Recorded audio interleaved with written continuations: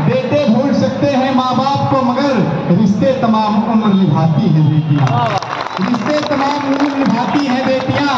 मेरी इल्तिजा है मत खोख में मारिए इन्हें, बड़े नसीब से घर में आती है बेटियां। बेटों से बढ़ती एक घर की शान, दो दो घरों की शान बढ़ाती है बेटियां। क्या क्या कमाल करके दिखाती है बेटियां।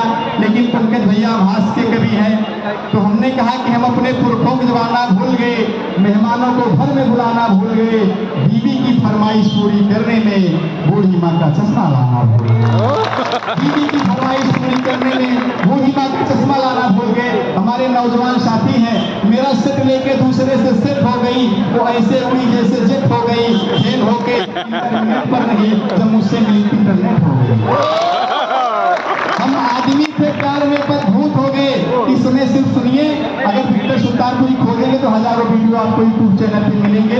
न जाने कितने लोग हमारा चैनल चला के 4 व्हीलर चल रहे हैं, अभी तक पैदल ही चल रहे हैं। मैंने यूँ कह दिया कि मोहब्बत में पहले आंखों से एक्सीडेंट होता है, फिर धीरे धीरे दिल का एग्रीमेंट होता है। अगर तुम प्रेमिका के भाइयों से लात खा जाओ तब कहीं जाके प्यार परमानेंट होता है।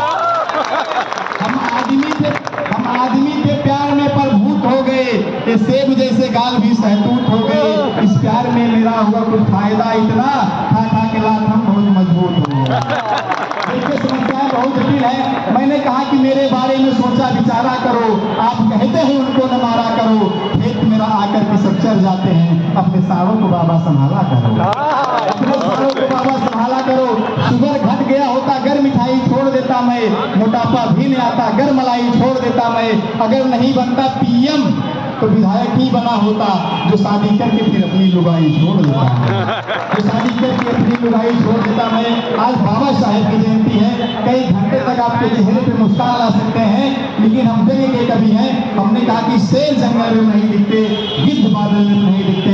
जब से संसद में लूट होने लगी तब से डाकू चंबल में नहीं, जब से संसद में लूट होने लगी तब से डाकू चंबल में नहीं। मेरे साथी हैं, मेरे दोस्त राम प्रतापगढ़ी का एक शेर मुझे याद आ रहा है कि मुश्किलों में भी मुस्कुराया करो, हौसलों को ही आजमाया करो, भले अपने वाले कभी खाया करो, लेकिन अपने बच्चों को पढ़ाया करो, लेकिन अपने बच्चों को पढ़ाया करो।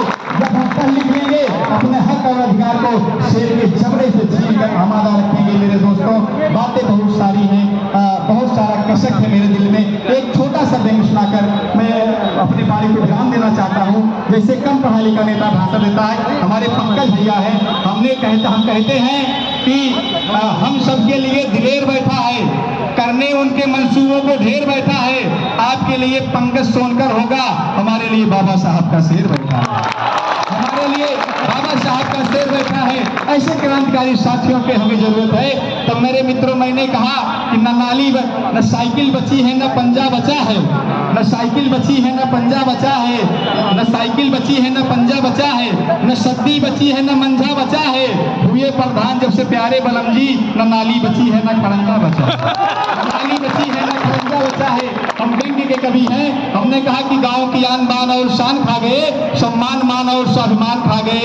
नाली खड़ंजा सिर्फ कागजों पे बना है, सुखदेव का शौचालय भी प्रधान खा गए, सुखदेव का शौचालय भी प्रधान खा गए। उपचार बिन मरीज मरा अस्पताल में, मंत्री जी पूरा स्वास्थ्य का अनुदान खा गए। हमने उन्हें सम्मान में माइक दिया और मंच, नेताजी काव काव करके कान खा गए।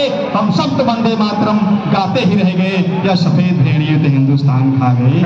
मुर्गा ही बनाने में हम तो रह गए फंसे, लेकिन सारा छाट के मेहमान खा गए। पेशे से doctor KP Jaiswal inter college में हिंदी के अध्यापक हैं। एक लड़की से पूछा, बेटा ये बताओ, लड़की में छोटी की मात्रा लगती कि बड़ी की मात्रा लगती है? उसने कहा कि गुरुजी पहले लड़की लाइए, अगर लड़की छोटी रहेगी तो छोटी की लगा देंगे, अगर लड़की बड़ी रहेगी तो बड़ी की लगा देंगे। तब मैंने कहा कि प्यार के गीत दिन रात गावा करा, 420 घर में पढ़ावा करा, पास हो जाबा तन को फिक्र ना करा, इम्तहाने में कट्टा दिखावा।